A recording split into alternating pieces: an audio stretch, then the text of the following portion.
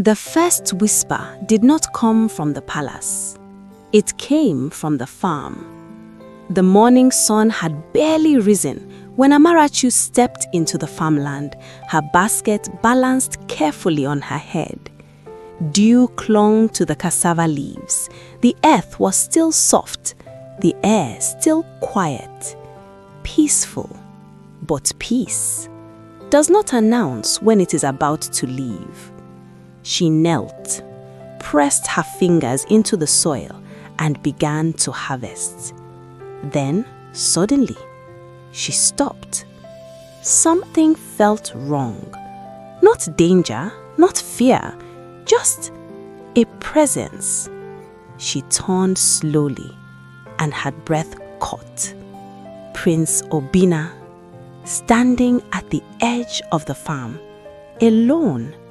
No guards, no royal distance, just watching her like a man who had forgotten where he was supposed to be. "My prince," she gasped, almost dropping her basket. She bowed quickly. "What are you doing here?" The prince stepped forward, a small smile on his lips. "I should be asking you that," he said softly. "This is the second time I have found you here." Amarachi lowered her eyes. "This is where I belong." The answer was simple, but it struck him because in a world where everyone tried to be more than they were, she was the only one who was not pretending. "I came to see you," he said. The words fell gently, but their weight was heavy. Amarachi froze. "My prince, that is not something you should say." "Why?" She hesitated. "Because people will talk." He stepped closer. "Let them." Her heart began to race. "My prince, I am only a farmer's daughter."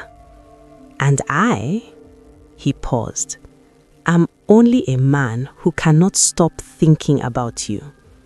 The wind shifted, the leaves rustled, and something invisible changed. But not far away, two women carrying firewood had stopped walking. They had seen everything, and in Umuoka, eyes were never silent. By midday, the whispers had grown legs. They say the prince went again. To the farm? To that girl? Amarachi? Something is happening. And by evening, the whisper reached the wrong ears. Adana.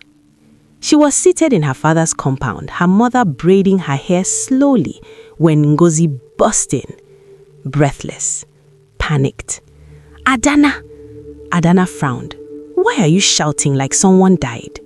Ngozi lowered her voice. "The prince has been visiting someone." Adana smiled slightly.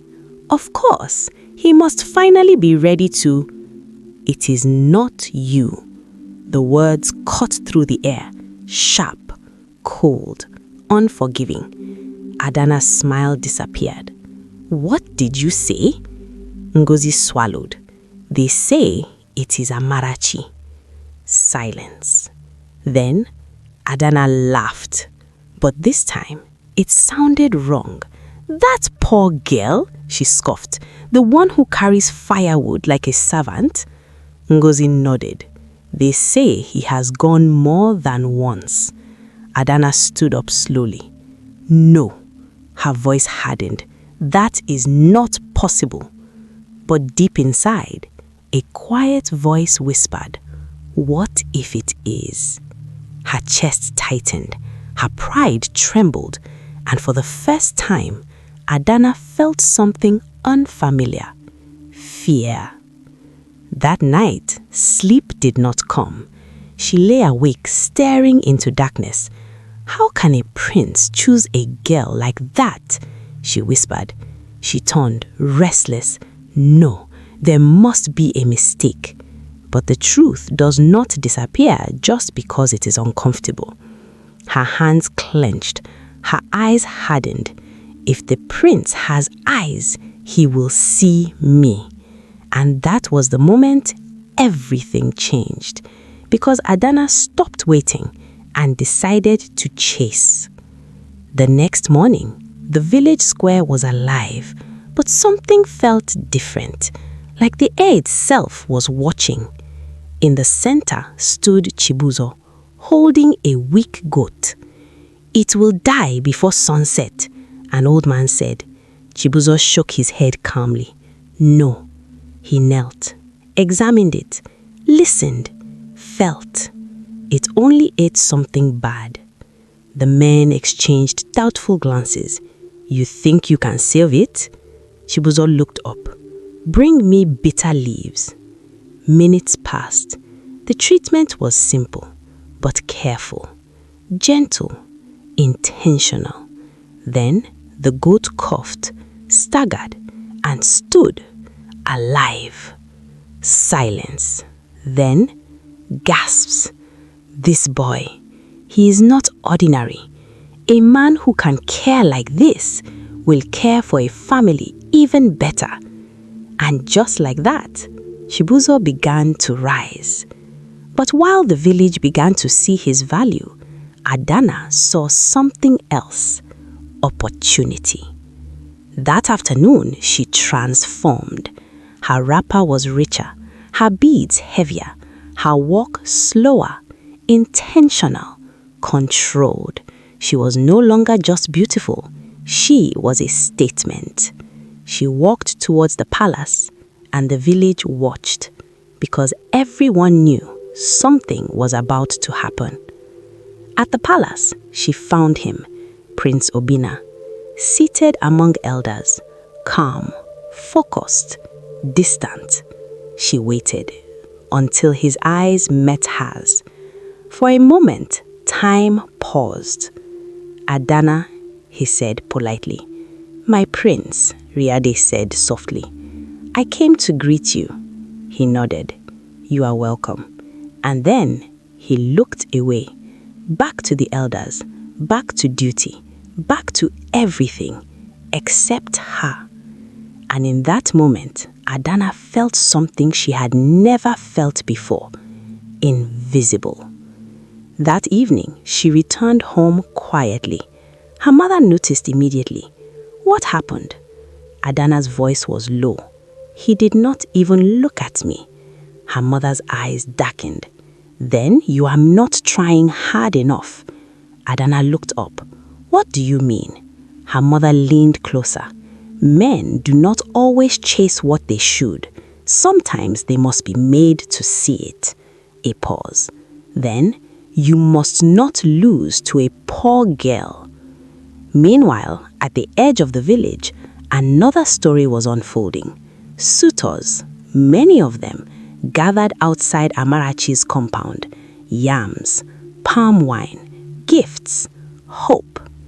Inside, Amarachi sat quietly, listening but not hearing, because her heart was already somewhere else. That night, the moon watched everything. Chibuzo sat outside. "I will not give up." Adana stood before a mirror. "I will not lose." And in the palace, Prince Obinna stared into the distance.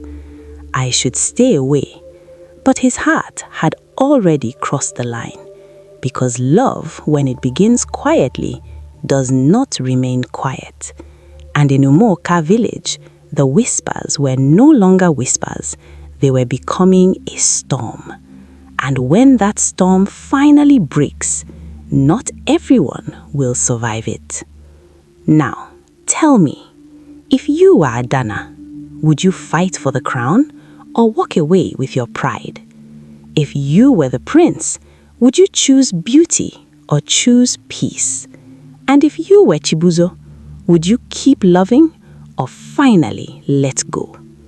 Be honest. Who do you think will win the prince's heart? Drop your answer in the comments. Team Adana, Team Amarachi, or Team Chibuzo? Because in the next episode, someone will make a decision that will change everything.